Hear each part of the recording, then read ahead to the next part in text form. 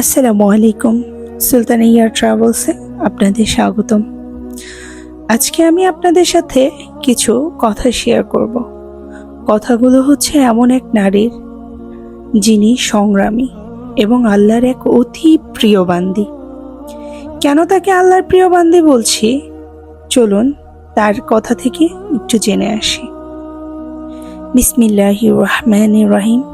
সকল প্রশংসা মহান রব্বুল আলামিনের, যিনি আমাকে 12 বার হজ করার তৌফিক দান করেছেন, যিনি আমাকে 800 বারের বেশি উমরা করার তৌফিক দান করেছেন, যিনি আমাকে তার মেহমানদের সেবা করার দায়িত্ব দিয়েছেন, যিনি আমাকে সুস্থতা দান করেছেন, যিনি আমাকে প্রশংসার সাথে তার মেহমানদের আপ্যায়নের সুযোগ দিয়েছেন, যিনি আমাকে এই কঠিন প্রতিযোগিতার ময়দানে টিকে থাকার তৌফিক দান দিয়েছেন, যিনি এই কঠিন পৃথিবীতে সহজভাবে বেঁচে থাকার তৌফিক দান করেছেন, যিনি আমার অন্তরে প্রশান্তি এবং সন্তুষ্টি দিয়ে ভরে দিয়েছেন।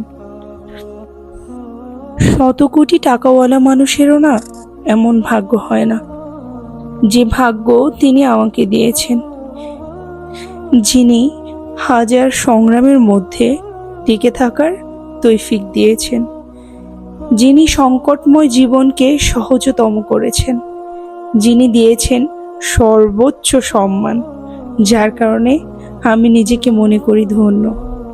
আলহামদুলিল্লাহ, আল্লাহর প্রতি লাখো শুকরিয়া। এবং আমি মনে করি আমি আল্লাহর একজন অতি প্রিয় বান্দি, কেননা সে আমাকে বারবার তার ঘর তওয়াফ করার সুযোগ দিচ্ছেন। আলহামদুলিল্লাহ। আপনারা সবাই আমার জন্য দোয়া করবেন, আমি যেন যতদিন বেঁচে থাকি আপনাদের সেবায় নিয়োজিত থাকি, আমি যেন আল্লাহর ঘরে যাওয়ার মেহমানদের সেবায় নিয়োজিত থাকতে পারি, আমি যেন আল্লাহর ঘরে যাওয়া আল্লাহর মেহমানদের খেদমতে নিজের জীবনকে উৎসর্গ করে দিতে পারি।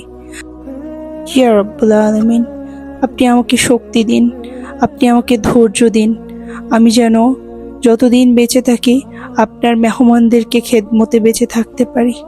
আলহামদুলিল্লাহ, আসসালাতু ওয়াসসালামু আলা রাসূলিল্লাহ। আসসালামু আলাইকুম ওয়া রাহমাতুল্লাহি ওয়া বারাকাতুহু।